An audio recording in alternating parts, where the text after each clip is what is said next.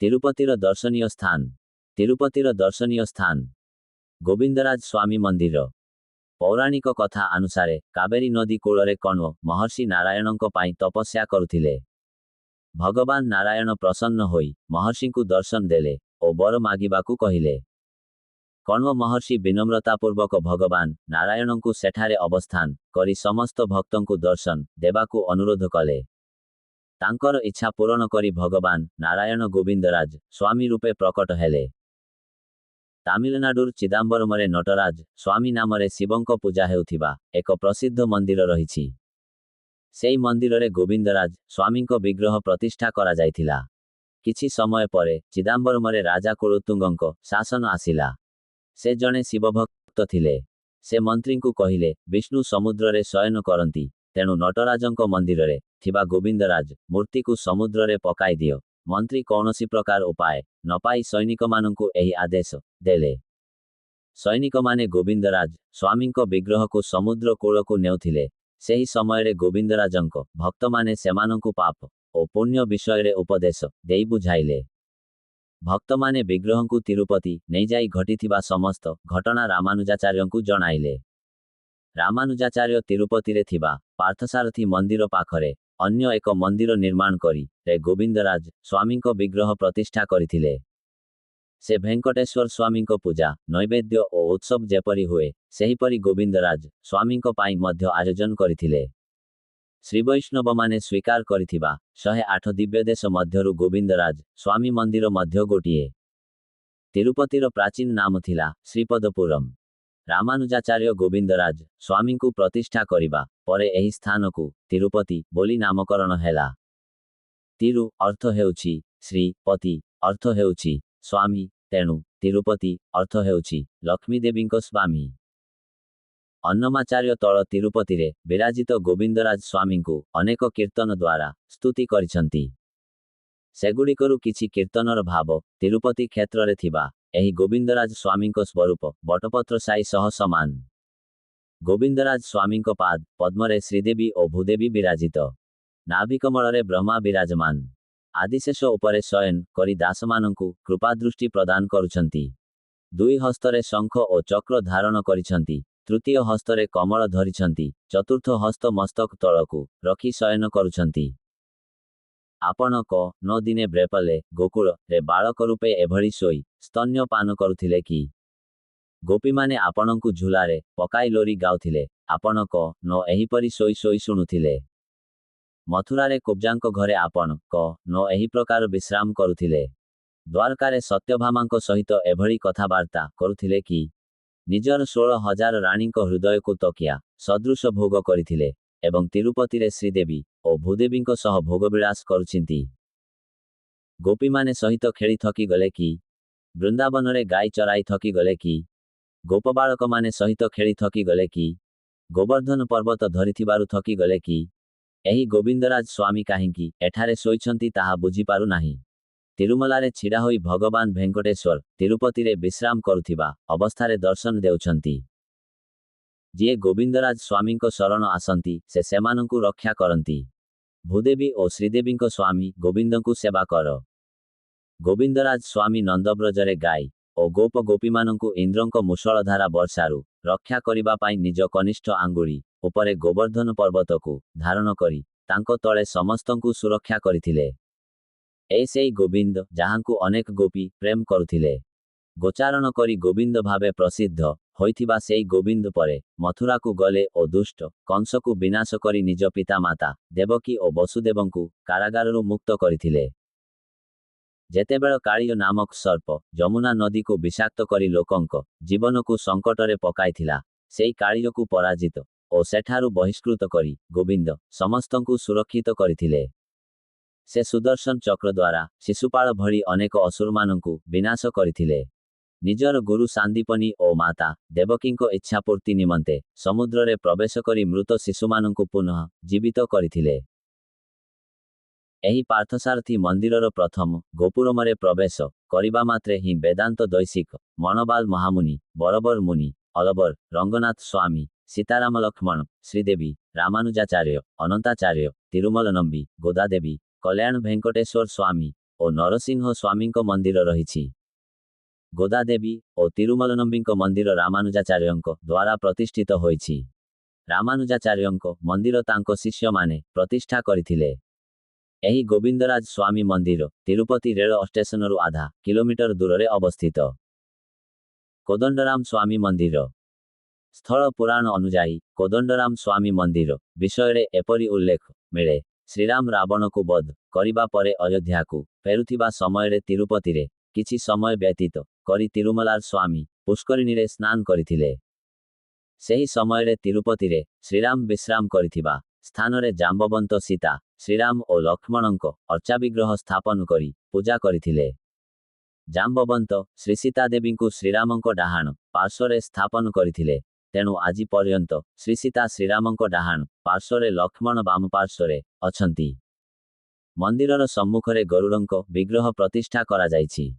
ଦ୍ୱାପର ଯୁଗରେ ଜନ୍ମେଜୟ ମହାରାଜ ଏହି ମନ୍ଦିରକୁ ପୁନଃ ସଂସ୍କାର କରି ଶ୍ରୀରାମଙ୍କୁ ପୂଜା କରିଥିଲେ। ଅନ୍ନମାଚାର୍ଯ୍ୟ କୋଦଣ୍ଡରାମ ସ୍ୱାମୀଙ୍କ ସ୍ତୁତିରେ ଅନେକ କୀର୍ତ୍ତନ ରଚନା କରିଥିଲେ। ସେଥିରୁ ଗୋଟିଏ କୀର୍ତ୍ତନର ଭାବାନୁବାଦ ଶ୍ରୀରାମ ରାଜା ଦଶରଥଙ୍କ ପୁତ୍ର ହେଉଥିଲେ ମଧ୍ୟ ମୁକ୍ତିଦାତା ନାରାୟଣ। ଶ୍ରୀରାମ ଯିଏ ସାଧାରଣ ମନୁଷ୍ୟ ରୂପେ ପ୍ରକଟ ଶ୍ରୀହରି ସେ ଧନୁଭଙ୍ଗ କରିଥିଲେ। ସେ ରାଜା ହେବା ସତ୍ତ୍ୱେ ପଥର ହୋଇଥିବା ଅହଲ୍ୟାଙ୍କୁ ନିଜ ପାଦଧୂଳିରେ ପୁନଃ ସ୍ତ୍ରୀ ରୂପେ ପରିଣତ କରିଥିବା ମହାନୁଭାବ। ସାଧାରଣ ମନୁଷ୍ୟ ସଦୃଶ ହେବା ସତ୍ତ୍ୱେ ଶ୍ରୀରାମ ଅଦ୍ଭୁତ ମହିମା ପ୍ରଦର୍ଶନ କରିଥିଲେ। ସେହି ଶ୍ରୀରାମଙ୍କୁ ଦର୍ଶନ କରନ୍ତୁ। ଶ୍ରୀରାମ ଏହି ଜଗତରେ ସାଧାରଣ ମନୁଷ୍ୟଙ୍କ ସଦୃଶ ବଶିଷ୍ଠ ମୁନିଙ୍କୁ ଗୁରୁ କରିଥିଲେ। ତାପରେ ଜଟାୟୁଙ୍କୁ ମୁକ୍ତି ପ୍ରଦାନ କରିଥିଲେ। ସୀତାଙ୍କ ପାଇଁ ବାନର ସେନା ଦ୍ୱାରା ସମୁଦ୍ରରେ ସେତୁ ବାନ୍ଧି ରାବଣକୁ ବଧ କରିଥିଲେ। ନାରାୟଣ ରାକ୍ଷସମାନଙ୍କ ବିନାଶ ପାଇଁ ଦେବତାମାନଙ୍କୁ ବାନର ରୂପରେ ଜନ୍ମ ନେବାକୁ ଆଦେଶ କରିଥିଲେ। ତଥାପି ନାରାୟଣ ଶ୍ରୀରାମ ବିଭୀଷଣ ଭଳି ରାକ୍ଷସକୁ ଲଙ୍କାର ରାଜା କରିଥିଲେ। ସେହି ଶ୍ରୀରାମ ବର୍ତ୍ତମାନ ଭେଙ୍କଟାଚଳ ପର୍ବତକୁ ନିବାସ ସ୍ଥାନ ଭାବେ ଗ୍ରହଣ କରିଛନ୍ତି। ସେହି ଶ୍ରୀରାମଙ୍କୁ ଦର୍ଶନ କରନ୍ତୁ। ହାତୀରାମ ବାବାଜୀଙ୍କ ଶିଷ୍ୟ ପରମ୍ପରାରେ ଥିବା ମହନ୍ତ ଧର୍ମଦାସୁ ସୀତା ଶ୍ରୀରାମ ଓ ଲକ୍ଷ୍ମଣଙ୍କ ପାଇଁ ରୌପ୍ୟ ମୁକୁଟ ଓ ଶ୍ରୀରାମଙ୍କ ପାଇଁ ରୌପ୍ୟ ଧନୁଷ ପ୍ରସ୍ତୁତ କଲେ ଏବଂ ଧ୍ୱଜସ୍ତମ୍ଭକୁ ଉତ୍ତମ ସୁବର୍ଣ୍ଣ ପତ୍ରରେ ଆଚ୍ଛାଦିତ କରିଥିଲେ। ମହନ୍ତ ଭଗବାନ ଦାସୁ ସୀତା ଶ୍ରୀରାମ ଓ ଲକ୍ଷ୍ମଣଙ୍କ ପାଇଁ ଅନେକ ସୁନା ଆଭୂଷଣ ମଧ୍ୟ ପ୍ରସ୍ତୁତ କରାଇଥିଲେ।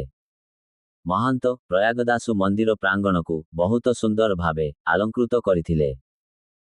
ଜାମ୍ବବନ୍ତ ଏଠାରେ ହନୁମାନଙ୍କୁ ପ୍ରତିଷ୍ଠା କରିନଥିଲେ, ତେଣୁ ଗର୍ଭଗୃହରେ ହନୁମାନଙ୍କ ବିଗ୍ରହ ନାହିଁ।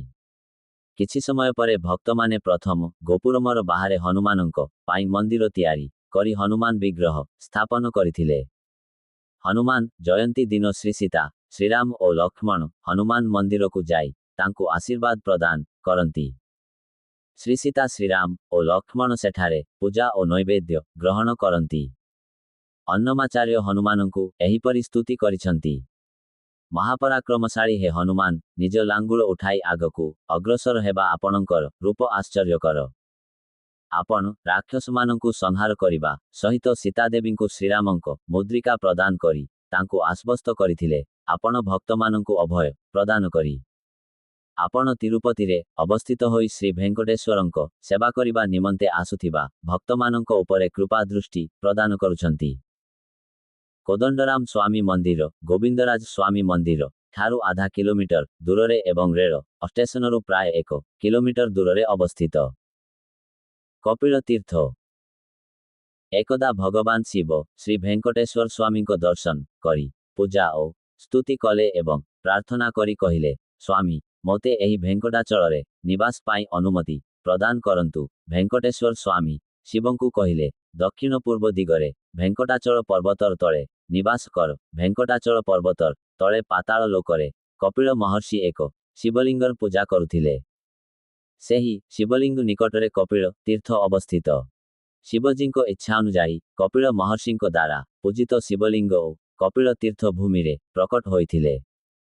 ସେଇ କପିଳ ତୀର୍ଥରେ ଦେବତାମାନେ ସ୍ନାନ କରି ଶିବଙ୍କ ପୂଜା ଓ ସ୍ତୁତି କରିଥିଲେ। ଏହି କପିଳେଶ୍ୱର ହିଁ ତିରୁମଲା ଧାମର କ୍ଷେତ୍ରପାଳ। ଏହି କପିଳ ତୀର୍ଥରେ ନମ୍ମାଲବର ବେଣୁଗୋପାଳ ସ୍ୱାମୀ, ନରସିଂହ ସ୍ୱାମୀ ଏବଂ ଲକ୍ଷ୍ମୀନାରାୟଣଙ୍କ ମନ୍ଦିର ଅବସ୍ଥିତ। ନମ୍ମାଲବରଙ୍କ ମନ୍ଦିରରେ ରାମାନୁଜାଚାର୍ଯ୍ୟ 1 ବର୍ଷ ପର୍ଯ୍ୟନ୍ତ ନିବାସ କରିଥିଲେ ଏବଂ ସେ ସେଠାରେ ତିରୁମଲାନମ୍ବୀଙ୍କଠାରୁ ଥର ରାମାୟଣ ଶ୍ରବଣ କରିଥିଲେ। ଗୋବିନ୍ଦରାଜ ସ୍ୱାମୀଙ୍କ ବ୍ରହ୍ମୋତ୍ସବମର ଶେଷ ଦିନ ସୁଦର୍ଶନଙ୍କ ସହ ଶ୍ରୀଦେବୀ ଭୂଦେବୀ ସହିତ ଗୋବିନ୍ଦରାଜ ସ୍ୱାମୀଙ୍କୁ କପିଳ ତୀର୍ଥସ୍ଥିତ ବେଣୁଗୋପାଳ ସ୍ୱାମୀ ମନ୍ଦିରକୁ ଅଣାଯାଏ। ସେଠାରେ ଅଭିଷେକ କରି ବସ୍ତ୍ର ଓ ଆଭୂଷଣରେ ସଜାଇ ନୈବେଦ୍ୟ ଅର୍ପଣ କରି ପୂଜା କରାଯାଏ। ଶେଷରେ ସୁଦର୍ଶନ ଚକ୍ରକୁ କପିଳ ତୀର୍ଥରେ ସ୍ନାନ କରାଯାଏ। ଏହାକୁ ଚକ୍ର ସ୍ନାନ କୁହାଯାଏ।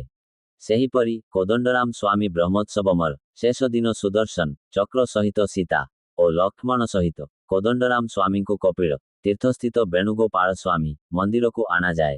ସେଠାରେ ଅଭିଷେକ କରି ବସ୍ତ୍ର ଓ ଆଭୂଷଣରେ ସଜାଇ ନୈବେଦ୍ୟ ଅର୍ପଣ କରି ପୂଜା କରାଯାଏ। ଶେଷରେ ସୁଦର୍ଶନ ଚକ୍ରକୁ କପିଳ ତୀର୍ଥରେ ସ୍ନାନ କରାଯାଏ। ଏହି କପିଳ ତୀର୍ଥ ରେଳ ଷ୍ଟେସନରୁ ତିରୁମଲାକୁ ଯିବା ମାର୍ଗରେ 3 କିଲୋମିଟର ଦୂର ଅଲିପିରିଠାରେ ଅବସ୍ଥିତ। ଇସ୍କନ ରାଧାଗୋବିନ୍ଦ ମନ୍ଦିର। ଅନ୍ତଃରାଷ୍ଟ୍ରୀୟ କୃଷ୍ଣ ଭାବନାମୃତ ସଂଘ ଇସ୍କନ ର ସଂସ୍ଥାପକ ଶ୍ରୀଲ ଭକ୍ତିବେଦାନ୍ତ ସ୍ୱାମୀ ପ୍ରଭୁପାଦ 1974 ମସିହାରେ ତିରୁମଲାରେ ଶ୍ରୀ ଭେଙ୍କଟେଶ୍ୱର ସ୍ୱାମୀଙ୍କ ଦର୍ଶନ କରିଥିଲେ। ସେଠିକାର ଭବ୍ୟ ବ୍ୟବସ୍ଥା ଗୁଡ଼ିକୁ ଦେଖି ସେ ତାଙ୍କ ଶିଷ୍ୟମାନଙ୍କୁ କହିଥିଲେ ଯେ ଯେପରି ବାଲାଜୀ ଭେଙ୍କଟେଶ୍ୱର ମନ୍ଦିରର ଉତ୍କୃଷ୍ଟ ସୁବିଧା ଓ ସୁନ୍ଦର ସୁବର୍ଣ୍ଣ ସଜ୍ଜିତ ଗୋପୁରମ ରହିଛି, ସେହିପରି ଅଦ୍ଭୁତ ମନ୍ଦିର ଆମେ ମଧ୍ୟ ନିର୍ମାଣ କରିବା ଉଚିତ। ଶ୍ରୀଳ ପ୍ରଭୁପାଦଙ୍କ ନିର୍ଦ୍ଦେଶ ଅନୁସାରେ ତାଙ୍କ ଶିଷ୍ୟମାନେ ଅଲିପିରିରେ ଇସ୍କନ ରାଧାଗୋବିନ୍ଦ ମନ୍ଦିର ନିର୍ମାଣ କରିଥିଲେ। ଏହି ମନ୍ଦିରରେ ରାଧା ଗୋବିନ୍ଦଙ୍କ ସହିତ ଅଷ୍ଟସଖୀମାନେ ମଧ୍ୟ ବିରାଜିତ। ଏହି ଇସ୍କନ ମନ୍ଦିରରେ ଭଗବଦ୍ ଗୀତା, ଭାଗବତମ, ରାମାୟଣ ଓ ମହାଭାରତ ଗ୍ରନ୍ଥ ମଧ୍ୟ ଉପଲବ୍ଧ। ଏଠାରେ ଶ୍ରୀକୃଷ୍ଣ ଜନ୍ମାଷ୍ଟମୀ, ରାଧାଷ୍ଟମୀ, ବଳରାମ ପୂର୍ଣ୍ଣିମା, ଶ୍ରୀରାମ ନବମୀ, ନୃସିଂହ ଚତୁର୍ଦ୍ଦଶୀ, ଗୋବର୍ଦ୍ଧନ ପୂଜା, ଗୌରପୂର୍ଣ୍ଣିମା, ନିତ୍ୟାନନ୍ଦ ତ୍ରୟୋଦଶୀ ଆଦି ଅନେକ ଉତ୍ସବ ପାଳିତ ହୁଏ। ସକାଳ 8ରେ ଭାଗବତ ପ୍ରବଚନ ଓ ସନ୍ଧ୍ୟାଟାରେ ଭଗବଦ୍ ଗୀତା ପ୍ରବଚନ ହୁଏ। ପୂଜା ସମୟ ସକାଳ 4:30, ମଙ୍ଗଳ ଆରତୀ 7:30, ଦର୍ଶନ ଆରତୀ ମଧ୍ୟାହ୍ନ 12:30, ରାଜଭୋଗ ଆରତୀ ସନ୍ଧ୍ୟା 4:00, ଧୂପ ଆରତୀ ସନ୍ଧ୍ୟା 7:00, ସନ୍ଧ୍ୟା ଆରତୀ ରାତି 8:30, ଶୟନ ଆରତୀ। ଭୋଗ ସମୟ ସକାଳ 4:15, ପରମାନ୍ନ ଏବଂ କ୍ଷୀର ନିବେଦନ। 7:15, ଫଳ ଓ ଫଳରସ ନିବେଦନ। 8:15, ଚପାତି, ଅନ୍ନ, ଡାଲି, ତରକାରୀ, ଦହି ଓ ରସମ ନିବେଦନ। ମଧ୍ୟାହ୍ନ 12:00, 6 ରସ, ମିଠା, ତିକ୍ତ, ତୀକ୍ଷ୍ଣ, ଖଟା, ଲୁଣିଆ, କଷା ସହ 26 ପ୍ରକାରର ବ୍ୟଞ୍ଜନ। ଏହିକୁ ରାଜଭୋଗ ନୈବେଦ୍ୟ କୁହାଯାଏ। 3:30, ଚପାତି, ଅନ୍ନ, ଡାଲି, 2 ପ୍ରକାର ତରକାରୀ, ଦହି ଓ ରସମ ନିବେଦନ। ସନ୍ଧ୍ୟା 6:30, ଫଳ ଓ ଫଳରସ ନିବେଦନ। ରାତି 8:20, 2 ପ୍ରକାର ସ୍ୱଳ୍ପ ଭୋଗ ନିବେଦନ। 9:30, କ୍ଷୀର ଭୋଗ ନିବେଦନ। କୀର୍ତ୍ତନ ଭଜନ ସମୟ ସକାଳ 4:30, ମଙ୍ଗଳ ଆରତୀ ପରେ 7:15, ଦର୍ଶନ ଆରତୀ ପରେ ସନ୍ଧ୍ୟା 7:00, ସନ୍ଧ୍ୟା ଆରତୀ ପରେ ସମସ୍ତ ଭକ୍ତମାନେ ହରେ କୃଷ୍ଣ କୃଷ୍ଣ କୃଷ୍ଣ ହରେ ହରେ, ହରେ ରାମ ରାମ ରାମ ହରେ ହରେ ଏହି ମହାମନ୍ତ୍ର କୀର୍ତ୍ତନ କରନ୍ତି। ମଙ୍ଗଳ ଆରତୀ ପରେ 2 ଘଣ୍ଟା ତୁଳସୀ ମାଳାରେ ଏହି ମହାମନ୍ତ୍ର ଜପ କରାଯାଏ। ଇସ୍କନ ମନ୍ଦିରର ଭକ୍ତମାନେ ରାଧାକୃଷ୍ଣଙ୍କ ଭକ୍ତି ସହିତ ଅନ୍ୟ ସହର, ନଗର ଓ ଗ୍ରାମାଞ୍ଚଳରେ ଘରେ ଘରେ ହରେ କୃଷ୍ଣ ସଂକୀର୍ତ୍ତନ ଓ ପ୍ରବଚନ ମଧ୍ୟ କରନ୍ତି। ପ୍ରବଚନଗୁଡ଼ିକର ପ୍ରମୁଖ ବିଷୟ ନିମ୍ନଲିଖିତ। ଐଶ୍ୱର୍ଯ୍ୟସ୍ୟ ସମଗ୍ରସ୍ୟ ବୀର୍ୟସ୍ୟ ଯଶସଃ ଶ୍ରିୟଃ ଜ୍ଞାନବୈରାଗ୍ୟଶ୍ଚୈବ ଷଣ୍ଣାନ ଭଗ ଇତିଙ୍ଗଣା।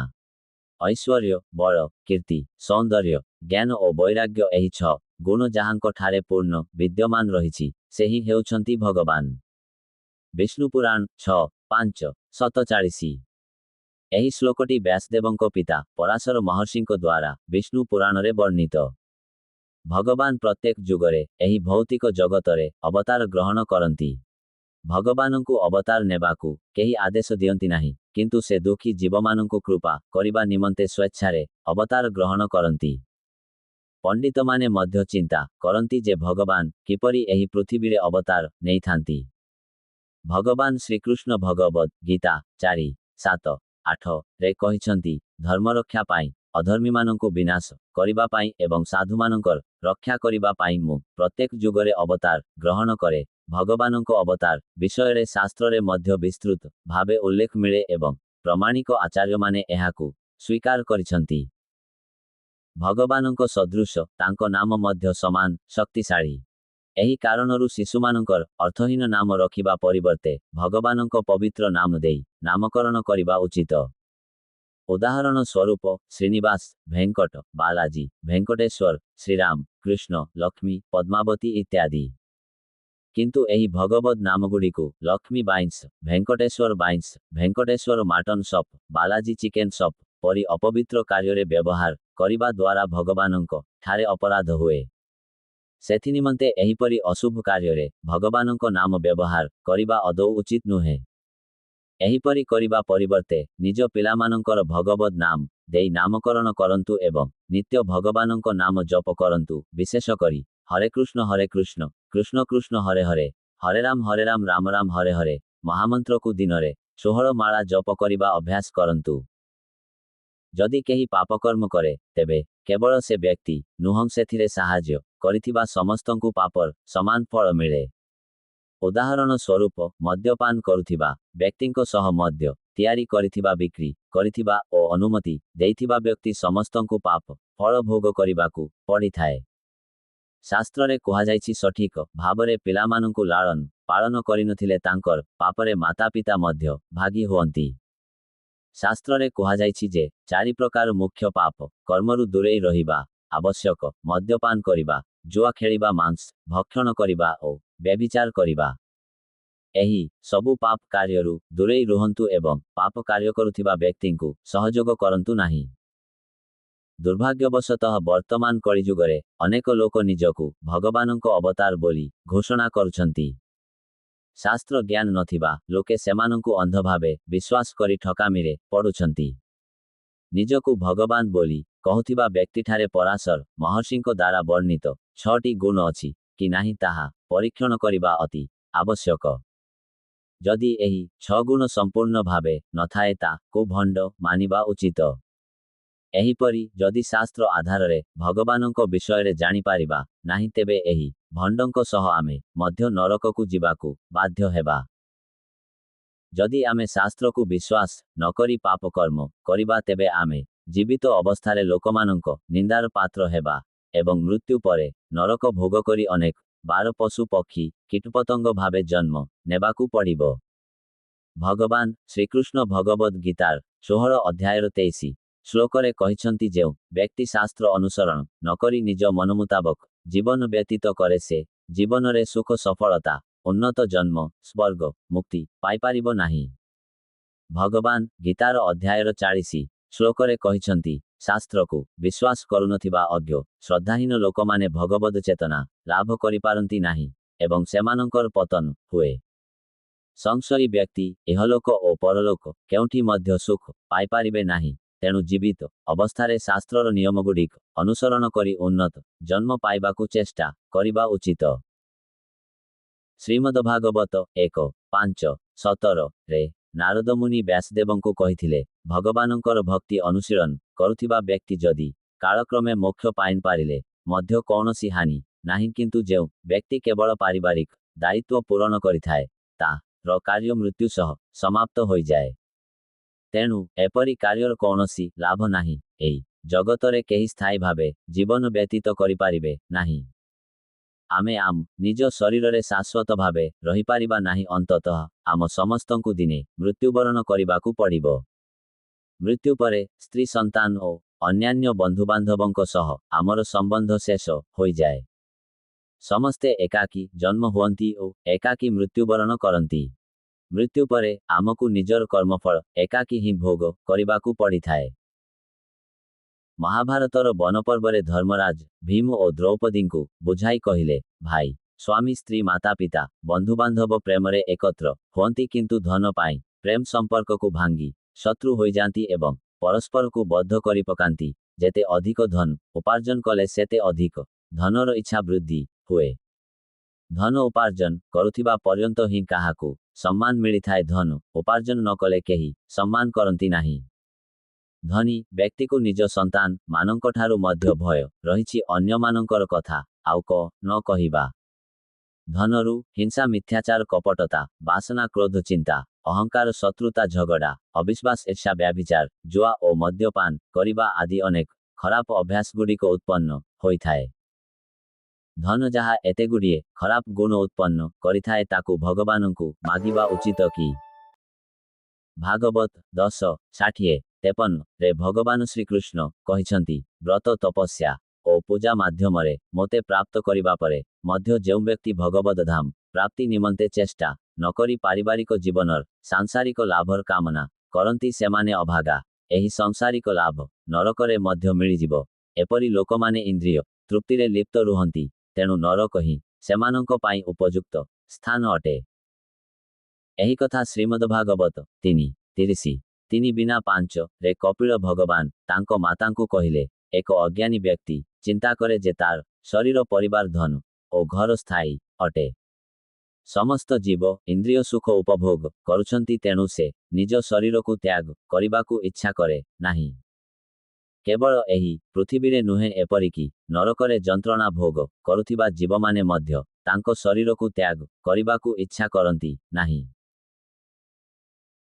ଭାଗବତ 10:51-20 ରେ ଦେବଗଣ ମୁଚୁକୁନ୍ଦ ମହାରାଜଙ୍କୁ କହିଲେ, ମୋକ୍ଷ ବ୍ୟତୀତ ଅନ୍ୟ କୌଣସି ବର ଆମ ନିକଟରୁ ଅପେକ୍ଷା କରିପାରିବ, କିନ୍ତୁ ମୋକ୍ଷ କେବଳ ନାରାୟଣ ହିଁ ପ୍ରଦାନ କରିପାରିବେ। ଅମ୍ବରୀଶ ମହାରାଜ, ପ୍ରହ୍ଲାଦ ମହାରାଜ, ଧ୍ରୁବ ମହାରାଜ, ପୃଥୁ ମହାରାଜ ଓ ଭରତ ମହାରାଜ ଅଦି ଶୁଦ୍ଧ ଭକ୍ତଗଣ ଏବଂ ରାମାନୁଜାଚାର୍ଯ୍ୟ, ମାଧ୍ୱାଚାର୍ଯ୍ୟ, ଅନନ୍ତାଚାର୍ଯ୍ୟ, ଚୈତନ୍ୟ ମହାପ୍ରଭୁ ଓ ମାଧବେନ୍ଦ୍ରପୁରୀ ଆଦି ଆଚାର୍ଯ୍ୟଗଣ ଭଗବତ ଧାମ ଓ ଭଗବାନଙ୍କର ଭକ୍ତି କାମନା କରିଛନ୍ତି। ଧନ ତଥା ସଂସାରିକ କାମନା ନୁହେଁ। ସେମାନେ ସମସ୍ତେ ଆମର ଆଦର୍ଶ ଅଟନ୍ତି। ତେଣୁ ଆମ୍ଭମାନଙ୍କୁ ସେମାନଙ୍କର ପଦାଙ୍କ ଅନୁସରଣ କରି ଭଗବାନଠାରେ ସେଇ କାମନା କରିବା ଉଚିତ ଯାହା ସେମାନେ କାମନା କରିଥିଲେ। ଅନ୍ୟ ପ୍ରକାରର ଭୌତିକ କାମନା ନୁହେଁ। ମହାଭାରତରେ ଯକ୍ଷ ଧର୍ମରାଜଙ୍କୁ ଅନେକ ପ୍ରଶ୍ନ ଜିଜ୍ଞାସା କରିଥିଲେ। ସେଥିମଧ୍ୟରୁ ଏକ ପ୍ରଶ୍ନ ଥିଲା, ସମ୍ପତ୍ତି କଣ? ଧର୍ମରାଜ କହିଲେ, ଶାସ୍ତ୍ରଜ୍ଞାନ ହିଁ ପ୍ରକୃତ ସମ୍ପତ୍ତି। ଭଗବଦ ଗୀତାର 4:36 ରେ ଶ୍ରୀକୃଷ୍ଣ କହିଛନ୍ତି, ତୁମେ ଯଦି ଅତ୍ୟନ୍ତ ପାପୀ ମଧ୍ୟ ହୋ ଦିବ୍ୟଜ୍ଞାନ ରୂପକ ନୌକାରେ ସ୍ଥିତ ହୋଇ ଏହି ଭବ ସଂସାର ଅତିକ୍ରମ କରିପାରିବ। ଭଗବଦ ଗୀତା 4:37 ଯେପରି ପ୍ରଜ୍ୱଳିତ ଅଗ୍ନି କାଷ୍ଠକୁ ଭସ୍ମ କରିଥାଏ, ହେ ଅର୍ଜୁନ ସେହିପରି ଜ୍ଞାନର ଅଗ୍ନି ସମସ୍ତ ଭୌତିକ କର୍ମଫଳକୁ ଭସ୍ମ କରିଦିଏ। ଭଗବଦ ଗୀତା 4:38 ଏହି ସଂସାରରେ ଜ୍ଞାନ ଠାରୁ ଉନ୍ନତ କିଛି ନାହିଁ। ଏହି ସଂସାରରେ ଭଗବଦ୍ ଜ୍ଞାନ ଠାରୁ ଅଧିକ ପବିତ୍ର ଓ ଉନ୍ନତ କିଛି ନାହିଁ। ବିନମ୍ରତା, ଅହଙ୍କାର ଶୂନ୍ୟ ସହନଶୀଳତା, ସରଳତା, ପ୍ରାମାଣିକ ଗୁରୁଙ୍କ ଆଶ୍ରୟ, ଇନ୍ଦ୍ରିୟ ନିଗ୍ରହ, ଜନ୍ମ, ରୋଗ, ବୃଦ୍ଧାବସ୍ଥା, ମୃତ୍ୟୁ ସମ୍ବନ୍ଧରେ ଉଚିତ ବୁଦ୍ଧିମତ୍ତା, ସୁଖ ଓ ଦୁଃଖ ଉପରେ ସମଦୃଷ୍ଟି, ମୋ ପ୍ରତି ଅନନ୍ୟ ଭକ୍ତି, ଭକ୍ତମାନଙ୍କ ସଙ୍ଗରେ ଜୀବନ ବ୍ୟତୀତ କରିବା, ସୃଷ୍ଟି ବିଷୟରେ ଜାଣିବା, ଏହି ସମସ୍ତ ଜ୍ଞାନ ଓ ଏସବୁର ବିପରୀତ ଅଜ୍ଞାନ ଅଟେ। ଭଗବଦ ଗୀତା 13:8 ବିନା 12 ଭୋଜନ କରିବା, ନିଦ୍ରା, ସନ୍ତାନ ଲାଭ କରିବା, ନିଜକୁ ସୁରକ୍ଷିତ କରିବା, ଏହି ସମସ୍ତ କାର୍ଯ୍ୟ ପଶୁ ଓ ମନୁଷ୍ୟ ଉଭୟ ମଧ୍ୟରେ ସମାନ। କିନ୍ତୁ ମୁଁ ଜନ୍ମ ପୂର୍ବରୁ କେଉଁଠି ଥିଲି? ମୋ ମୃତ୍ୟୁ ପରେ କୁଆଡ଼େ ଯିବି? ଏହି ସୃଷ୍ଟି କେମିତି ହେଲା? ସୃଷ୍ଟିକର୍ତ୍ତା ଓ ମୋର ମଧ୍ୟରେ କୌଣସି ସମ୍ପର୍କ ଅଛି କି? ଏହି ପ୍ରଶ୍ନଗୁଡ଼ିକୁ ବୁଝିବା ନିମନ୍ତେ ବୁଦ୍ଧି କେବଳ ମନୁଷ୍ୟଙ୍କର ରହିଛି, ପଶୁମାନଙ୍କର ନୁହେଁ। ଏଭଳି ଜିଜ୍ଞାସୁ ହିଁ ବାସ୍ତବରେ ମନୁଷ୍ୟ। କିନ୍ତୁ ଏଭଳି ଜିଜ୍ଞାସା ନଥିବା ଲୋକମାନେ ଦୁଇପାଦ ଥିବା ପଶୁ ସଦୃଶ। ହିତୋପଦେଶ 25 ସେଥିପାଇଁ ଏହି ମୂଲ୍ୟବାନ ମନୁଷ୍ୟ ଜନ୍ମକୁ ବ୍ୟର୍ଥ କରନ୍ତୁ ନାହିଁ। ବିତିଯାଇଥିବା ଏକ ମୁହୂର୍ତ୍ତକୁ କୋଟିଏ ଟଙ୍କାରେ ମଧ୍ୟ କିଣିପାରିବେ ନାହିଁ, ଏହା ଚାଣକ୍ୟ ପଣ୍ଡିତଙ୍କ ଉକ୍ତି। ତେଣୁ ସମୟର ମହତ୍ତ୍ୱକୁ ବୁଝନ୍ତୁ। ଯଦି ଆମେ 80 ବର୍ଷ ବଞ୍ଚିବା, ତେବେ ବାଲ୍ୟକାଳରେ ବର୍ଷ ଶିକ୍ଷା ପାଇଁ 15 ବର୍ଷ, ବୃଦ୍ଧାବସ୍ଥାରେ 5 ବର୍ଷ, ଏହି ଭାବରେ ଅନେକ ସମୟ ବ୍ୟତୀତ ହୁଏ। ଏବଂ 8 ଘଣ୍ଟା ନିଦ୍ରା, ଘଣ୍ଟା କାମ, 2 ଘଣ୍ଟା ଯାତ୍ରା, ଘଣ୍ଟା ଭୋଜନ, ଘଣ୍ଟା ସ୍ନାନରେ ଯାଇଥାଏ। ଏହିପରି ଘଣ୍ଟା ବ୍ୟତୀତ ହୋଇ ମାତ୍ର 3 ଘଣ୍ଟା ଅବଶିଷ୍ଟ ରହେ। ଏହି 3 ଘଣ୍ଟା ମଧ୍ୟ ରୋଗବ୍ୟାଧି, ବଜାରରୁ ଜିନିଷ କିଣା, ବିବାହ ଓ ଉତ୍ସବଗୁଡ଼ିକରେ ବିତିଯାଏ। ଏହିପରି ବର୍ଷ ଜୀବନ ବିତି ଯାଇଥାଏ। ବର୍ଷ ଜୀବନକୁ କିପରି ଉପଯୋଗ କରିବା ଆବଶ୍ୟକ ତାହା ଜାଣିବା ଜରୁରୀ। ଭଗବଦ୍ ଗୀତା 3:9 ରେ ଶ୍ରୀକୃଷ୍ଣ କହିଛନ୍ତି, ହେ କୁନ୍ତିପୁତ୍ର, ଭଗବାନ ବିଷ୍ଣୁଙ୍କ ପାଇଁ କର୍ମ କର, ଏହାଦ୍ୱାରା ତୁମେ କର୍ମ ବନ୍ଧନରୁ ମୁକ୍ତ ହୋଇଯିବ। ଏହି ଶ୍ଲୋକରେ ଭଗବାନ ଶ୍ରୀକୃଷ୍ଣ ତାଙ୍କ ନିମନ୍ତେ କର୍ମ କରିବାକୁ କହୁଛନ୍ତି। ଶ୍ରୀକୃଷ୍ଣଙ୍କ ପୂଜା କରିବା କେବଳ ଭକ୍ତି ନୁହେଁ, ତାଙ୍କର ଆନନ୍ଦ ପାଇଁ କରାଯାଉଥିବା ସମସ୍ତ କାର୍ଯ୍ୟ ଭକ୍ତି ଅଟେ। ତେଣୁ ଯଦି ଆମେ ସ୍ନାନ କରି ଶ୍ରୀକୃଷ୍ଣଙ୍କୁ ପ୍ରଣାମ କରବା ଏବଂ ଧୂପ, ଦୀପ, ପୁଷ୍ପ ଓ ତୁଳସୀ ଦଳ ଭଗବାନଙ୍କୁ ଅର୍ପଣ କରିବା ତେବେ ଆମର ସ୍ନାନ କରିବା ସମୟ ମଧ୍ୟ ଭକ୍ତିରେ ଗଣାଯାଏ। ସେହିପରି ଆମେ ସ୍ନାନ କରି ଶୁଦ୍ଧତା ସହିତ ଭୋଜନ ପ୍ରସ୍ତୁତ କରି ଭଗବାନଙ୍କୁ ଅର୍ପଣ କରିବା, ତାହେଲେ ଭୋଜନ ପ୍ରସ୍ତୁତ କରିବା ସମୟ, ବାସନ ସଫା କରିବା ସମୟ, ସାମଗ୍ରୀ ଆଣିବା ସମୟ, ଧନ ଉପାର୍ଜନର ସମୟ ତଥା ଧନ ଉପାର୍ଜନ ପାଇଁ ଯାତ୍ରା କରିବା ସମୟ ମଧ୍ୟ ଭକ୍ତିଯୁକ୍ତ ସେବା ହୋଇଯାଏ। ଗୃହସ୍ଥମାନଙ୍କୁ ନିଜର ଉପାର୍ଜିତ ଧନକୁ କୃଷ୍ଣ ଚେତନାମୟ ଜୀବନ ନିର୍ବାହ କରିବା ଏବଂ କୃଷ୍ଣ ସେବାରେ ସହାୟକ ହେଉଥିବା ଶରୀର ତଥା ପରିବାରର ଆବଶ୍ୟକତାଗୁଡ଼ିକୁ ଯଥାସମ୍ଭବ କମ୍ କରିବା ଉଚିତ। ତେଣୁ ଦୟାକରି ଜାଗ୍ରତ ହୁଅନ୍ତୁ ଏବଂ ଏହି ମନୁଷ୍ୟ ଜନ୍ମ କେତେ ମୂଲ୍ୟବାନ ତାହା ବୁଝିବାକୁ ଚେଷ୍ଟା କରନ୍ତୁ। ସମସ୍ତ ଜୀବ ମଧ୍ୟରେ ଭାରତବର୍ଷରେ ମନୁଷ୍ୟ ଜନ୍ମ ଲାଭ ହିଁ ସର୍ବୋତ୍ତମ। ଏହି ଜନ୍ମ କେବଳ ଅନେକ କୋଟି ଜନ୍ମର ପୁଣ୍ୟରେ ଲଭ୍ୟ ଏବଂ ଏକ ଭାରତ ଦେଶରେ ଜନ୍ମ ନିମନ୍ତେ ଅତ୍ୟନ୍ତ ଉତ୍ତମ ଅବସ୍ଥା। ଶ୍ରୀବିଷ୍ଣୁ ପୁରାଣ ଦ୍ୱିତୀୟ ଅଂଶ ତୃତୀୟ ଅଧ୍ୟାୟ 23 ଶ୍ଲୋକରେ କୁହାଯାଇଛି ଯେ ଅଗଣିତ ଜନ୍ମର ପୁଣ୍ୟ ବଳରେ ଭାରତବର୍ଷରେ ଜନ୍ମ ଲାଭ ହୁଏ। ଅନ୍ୟ ସମସ୍ତ ଜୀବମାନଙ୍କ ସଦୃଶ ମନୁଷ୍ୟ ଜନ୍ମ ମଧ୍ୟ ଅସ୍ଥାୟୀ ଅଟେ, କିନ୍ତୁ ଏହି ଜନ୍ମରେ ଭଗବଦ୍ ଧାମ ପ୍ରାପ୍ତିର ସୁଯୋଗ ରହିଛି। ତେଣୁ ମୃତ୍ୟୁ ପୂର୍ବରୁ ଶ୍ରୀକୃଷ୍ଣଙ୍କ ଭକ୍ତି ଅନୁସରଣ କରି ପଶୁମାନଙ୍କ ଦ୍ୱାରା ଅପ୍ରାପ୍ୟ ଭଗବଦ୍ ଧାମ ପ୍ରାପ୍ତି କରିବା ଉଚିତ। ଯଦି କେହି ଏହି ପ୍ରଚେଷ୍ଟାରେ ବିଫଳ ହୁଏ ଏବଂ ଭଗବଦ୍ ଧାମ ପ୍ରାପ୍ତି କରିପାରେ ନାହିଁ, ତେବେ ପରବର୍ତ୍ତୀ ଜନ୍ମରେ ସେ ଭକ୍ତ ପରିବାରରେ ଜନ୍ମ ଗ୍ରହଣ କରନ୍ତି ଏବଂ ସେଠାରେ ପୁନର୍ବାର ଭକ୍ତି କରିବାର ସୁଯୋଗ ମିଳିଥାଏ। ଭଗବଦ୍ ଗୀତା 6:41 ବିନା 42। ସତ୍ୟଯୁଗରେ ବିଷ୍ଣୁଙ୍କୁ ଧ୍ୟାନ ମାଧ୍ୟମରେ, ତ୍ରେତାଯୁଗରେ ଯଜ୍ଞ ମାଧ୍ୟମରେ, ଦ୍ୱାପର ଯୁଗରେ ଭଗବାନଙ୍କ ପାଦପଦ୍ମ ସେବା ମାଧ୍ୟମରେ ଯେଉଁ ଫଳ ପ୍ରାପ୍ତି ହେଉଥିଲା, ତାହା କଳିଯୁଗରେ କେବଳ ହରେ କୃଷ୍ଣ ମହାମନ୍ତ୍ର ଜପ କରିବା ମାତ୍ରେ ହିଁ ପ୍ରାପ୍ତି ହୋଇପାରିବ। ଭାଗବତ 12:3-52। ହରେ କୃଷ୍ଣ କୃଷ୍ଣ କୃଷ୍ଣ ହରେ ହରେ, ହରେ ରାମ ରାମ ରାମ ହରେ ହରେ। ଏହି 16 ନାମ ଥିବା ମହାମନ୍ତ୍ର କଳିଯୁଗର ସମସ୍ତ ଦୋଷକୁ ଦୂର କରେ। ଚତୁର୍ବେଦରେ ଯେତେ ଖୋଜିଲେ ମଧ୍ୟ ଏହାଠାରୁ ସରଳ ପନ୍ଥା ଆଉ କିଛି ନାହିଁ। ଏହିପରି ଭାବେ ଇସ୍କନ ମନ୍ଦିରରେ ଲୋକମାନଙ୍କୁ ଭଗବଦ୍ ଗୀତା ଓ ଶ୍ରୀମଦ୍ ଭାଗବତମର ଶିକ୍ଷା ପ୍ରଦାନ କରାଯାଉଛି। ଇସ୍କନ ମନ୍ଦିର ତରଫରୁ ଏପରି ବ୍ୟାପକ ପ୍ରଚାର ଦ୍ୱାରା ଅନେକ ପରିବାର ମଦ୍ୟପାନ, ମାଂସାହାର, ବ୍ୟଭିଚାର ଓ ଜୁଆଖେଳ ଭଳି ପାପକାର୍ଯ୍ୟଗୁଡ଼ିକୁ ସମ୍ପୂର୍ଣ୍ଣ ତ୍ୟାଗ କରି ମନ୍ଦିରର ଭକ୍ତମାନଙ୍କ ସଦୃଶ ରାଧାକୃଷ୍ଣଙ୍କ ଭକ୍ତି ଅନୁଶୀଳନ କରୁଛନ୍ତି। ତିରୁପତିର ଇସ୍କନ ରାଧାଗୋବିନ୍ଦ ମନ୍ଦିର ସଦୃଶ ସମଗ୍ର ବିଶ୍ୱରେ 1000ରୁ ଅଧିକ ଇସ୍କନ ମନ୍ଦିର ରହିଛି ଏବଂ ହଜାର ହଜାର ପ୍ରଚାର କେନ୍ଦ୍ରଗୁଡ଼ିକ ରହିଛି। ତେଣୁ ମୁଁ ଆଶା କରୁଛି ଆପଣମାନେ ମଧ୍ୟ ନିଜର ନିକଟତମ ଇସ୍କନ ମନ୍ଦିରକୁ ଯାଇ ଭକ୍ତମାନଙ୍କ ସଙ୍ଗରେ ଭକ୍ତି ଅନୁଶୀଳନ କରିବେ। ଇସ୍କନ ରାଧାଗୋବିନ୍ଦ ମନ୍ଦିର ରେଳ ଷ୍ଟେସନ ଠାରୁ କି.ମି. ଏବଂ କପିଳ ତୀର୍ଥ ଠାରୁ 1 କି.ମି. ଦୂରରେ ଅବସ୍ଥିତ। ଅଲିପିରିରେ ଥିବା ଶ୍ରୀବାରୀ ପାଦାଲୁ ଭେଙ୍କଟେଶ୍ୱର ସ୍ୱାମୀଙ୍କ ପାଦଚିହ୍ନ। ଏକଦା ରାମାନୁଜାଚାର୍ଯ୍ୟ 1 ବର୍ଷ ପର୍ଯ୍ୟନ୍ତ ତିରୁପତିର କପିଳ ତୀର୍ଥରେ ନିବାସ କରିଥିଲେ। ସେ ସମୟରେ ତିରୁମଲନମ୍ବୀ ପ୍ରତିଦିନ ସକାଳରେ ଶ୍ରୀ ଭେଙ୍କଟେଶ୍ୱର ସ୍ୱାମୀଙ୍କୁ ସେବା କରି ତିରୁମଲାରୁ ତିରୁପତି ଆସି ରାମାନୁଜାଚାର୍ଯ୍ୟଙ୍କୁ ରାମାୟଣ ଶ୍ରବଣ କରାଉଥିଲେ ଏବଂ ସନ୍ଧ୍ୟାରେ ପୁଣି ତିରୁମଲାକୁ ଫେରିଯାଉଥିଲେ। ଦିନେ ମଧ୍ୟାହ୍ନରେ ଶ୍ରୀ ଭେଙ୍କଟେଶ୍ୱର ସ୍ୱାମୀଙ୍କ ଦର୍ଶନ କରିପାରିବା ଯୋଗୁଁ ତିରୁମଲନମ୍ବୀ ଅତ୍ୟନ୍ତ ଦୁଃଖିତ ହେଲେ। ତାଙ୍କର ଏହି ଅବସ୍ଥା ବୁଝିପାରି ଶ୍ରୀ ଭେଙ୍କଟେଶ୍ୱର ସ୍ୱାମୀ ଅଲିପିରିରେ ଥିବା ପର୍ବତର ପାହାଚ ନିକଟରେ ନିଜ ପାଦଚିହ୍ନ ପ୍ରକଟ କଲେ ଏବଂ ତିରୁମଲନମ୍ବୀଙ୍କୁ କହିଲେ, ଏହି ପାଦଚିହ୍ନକୁ ଦର୍ଶନ କରିବା ମୋର ଦର୍ଶନ କରିବା ସହ ସମାନ। ଏହା ଶୁଣି ତିରୁମଲନମ୍ବୀ ଅତ୍ୟନ୍ତ ପ୍ରସନ୍ନ ହେଲେ ଏବଂ ପ୍ରତିଦିନ ମଧ୍ୟାହ୍ନରେ ସେହି ପାଦଚିହ୍ନ ଦର୍ଶନ କରି ପୂଜା କରିବାକୁ ଲାଗିଲେ। ଏହି ଅଲିପିରି ଶ୍ରୀବାରୀ ପାଦଚିହ୍ନ ଇସ୍କନ ମନ୍ଦିରରୁ 1 କି.ମି. ଦୂରରେ ଅବସ୍ଥିତ। ପଦ୍ମାବତୀ ଦେବୀ ମନ୍ଦିର, ପଦ୍ମ ସରୋବର। ତିରୁଚାନୁରରେ ଥିବା ଅଲମେଲୁମଙ୍ଗ ଲକ୍ଷ୍ମୀ ଦେବୀ ଅଙ୍କ ମନ୍ଦିରରେ ବିରାଜିତ ଥିବା ଦେବୀଙ୍କୁ ସ୍ଥଳ ପୁରାଣ ଓ ଶାସ୍ତ୍ରମାନଙ୍କ ଅନୁଯାୟୀ ତଥା ଅର୍ଚ୍ଚନ ପଦ୍ଧତି ଅନୁଯାୟୀ ଲକ୍ଷ୍ମୀ ଦେବୀ ରୂପେ ସ୍ଥିର କରାଯାଇଛି। ଅନ୍ନମାଚାର୍ଯ୍ୟ ମଧ୍ୟ ତାଙ୍କ ସଂକୀର୍ତ୍ତନଗୁଡ଼ିକରେ ଅଲମେଲୁମଙ୍ଗଙ୍କୁ ଶ୍ରୀମହାଲକ୍ଷ୍ମୀ ରୂପେ ବାରମ୍ବାର ବର୍ଣ୍ଣନା କରିଛନ୍ତି।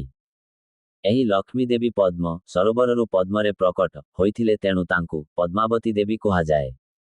ପଦ୍ମାବତୀ ଦେବୀ ଚତୁର୍ଭୁଜା ରୂପରେ ବିରାଜିତ। ତାଙ୍କର ଦୁଇଟି ହସ୍ତରେ ପଦ୍ମ ଥାଏ ଓ ଅନ୍ୟ ଦୁଇଟି ହସ୍ତରେ ଅଭୟ ଓ ବରଦ ମୁଦ୍ରା ରହିଛି।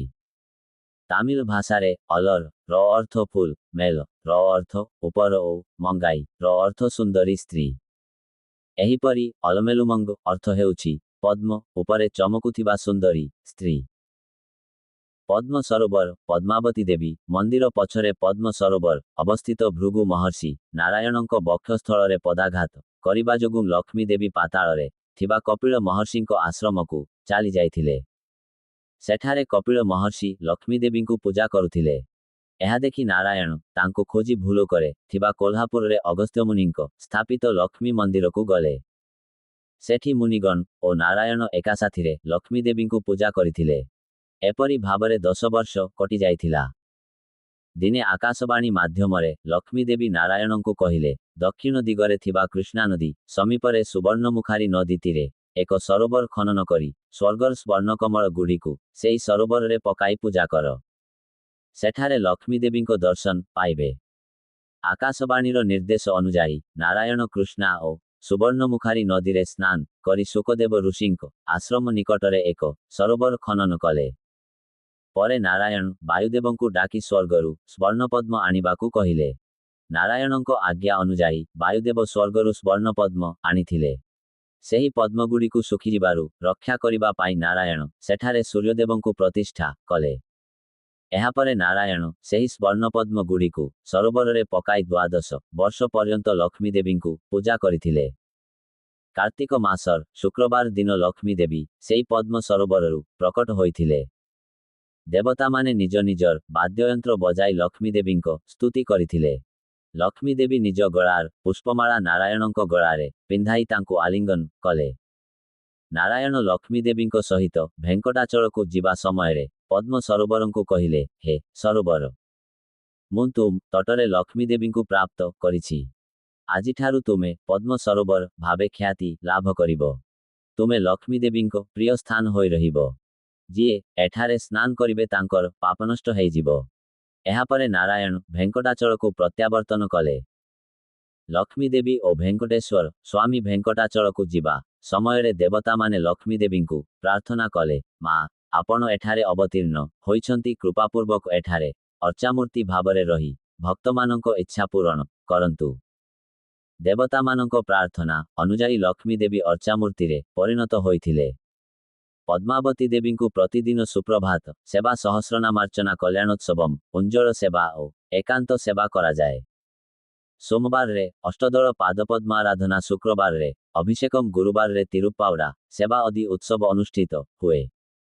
ପଦ୍ମାବତୀ ଦେବୀଙ୍କ ନିମନ୍ତେ ବ୍ରହ୍ମୋତ୍ସବମ୍ ଓ ନବରାତ୍ରି ଉତ୍ସବ ମଧ୍ୟ ଆୟୋଜିତ କରାଯାଏ। ପଦ୍ମାବତୀ ଦେବୀଙ୍କ ଅବତରଣ ଦିବସ କାର୍ତ୍ତିକ ଶୁକ୍ଳ ପଞ୍ଚମୀ ଦିବସରେ ତିରୁମଲାରୁ ଗଜବାହନ ଉପରେ ଆସୁଥିବା ଚକ୍ରତାଳବରଙ୍କ ସହିତ ପଦ୍ମାବତୀ ଦେବୀଙ୍କୁ ପଦ୍ମ ସରୋବରରେ ସ୍ନାନ କରାଯାଏ। ଏହା ଏଠିକାର ପରମ୍ପରା ଅଟେ। କାର୍ତ୍ତିକ ମାସରେ ପଦ୍ମାବତୀ ଦେବୀଙ୍କ ନିମନ୍ତେ ବ୍ରହ୍ମୋତ୍ସବ ପାଳିତ ହୁଏ। ବ୍ରହ୍ମୋତ୍ସବ ଦିବସରେ ଶ୍ରୀ ଭେଙ୍କଟେଶ୍ୱର ସ୍ୱାମୀଙ୍କୁ ଅର୍ପିତ ହୋଇଥିବା ଫୁଲମାଳା, କୁଙ୍କୁମ, ହଳଦୀ, ସୁଗନ୍ଧି ଦ୍ରବ୍ୟ, ଶାଢ଼ୀ, ଚୋଲି, ଲଡ୍ଡୁ, ବଡ଼ା ପ୍ରଭୃତି ପ୍ରସାଦଗୁଡ଼ିକୁ ପଦ୍ମାବତୀ ଦେବୀଙ୍କୁ ଅର୍ପିତ କରାଯାଏ। ଅନ୍ନମାଚାର୍ଯ୍ୟ ଶ୍ରୀପଦ୍ମାବତୀ ଦେବୀଙ୍କ ମହିମା ଗାନ କରି ଅନେକ କୀର୍ତ୍ତନ ରଚନା କରିଛନ୍ତି। ସେହି କୀର୍ତ୍ତନଗୁଡ଼ିକ ମଧ୍ୟରୁ ଗୋଟିଏ କୀର୍ତ୍ତନରେ ସେ ଗାନ କରିଛନ୍ତି ଯେ, ପଦ୍ମାବତୀ ଦେବୀ ମହାରାଷ୍ଟ୍ରର କୋଲ୍ହାପୁରରେ ଶ୍ରୀମହାଲକ୍ଷ୍ମୀ, ନାରାୟଣପୁରରେ ଶ୍ରୀପଦ୍ମାବତୀ ଦେବୀ, ତିରୁଚାନୁରରେ ଅଲମେଲୁମଙ୍ଗା ତଥା ତିରୁମଲା କ୍ଷେତ୍ରରେ ଶ୍ରୀନିବାସଙ୍କ ବକ୍ଷସ୍ଥଳରେ ବେଉହଲକ୍ଷ୍ମୀ ଭାବରେ ବିରାଜମାନ ଅଛନ୍ତି ଏବଂ ନିଜର ଦର୍ଶନାର୍ଥୀଙ୍କର ଇଚ୍ଛା ପୂରଣ କରନ୍ତି। ଏହି ଜଗତ ଜନନୀ ଅନେକ ସ୍ଥାନରେ ଅନେକ ନାମରେ ଥିଲେ ମଧ୍ୟ ସେ ଶ୍ରୀନିବାସଙ୍କ ପତ୍ନୀ। ଅଲମେଲୁମଙ୍ଗଙ୍କ ହୃଦୟରେ ନାରାୟଣ ଏବଂ ନାରାୟଣଙ୍କ ହୃଦୟରେ ଅଲମେଲୁମଙ୍ଗ ବିରାଜିତ। ସେ ଦୁଇ ଜଣ ମୋ ହୃଦୟରେ ନିବାସ କରନ୍ତୁ।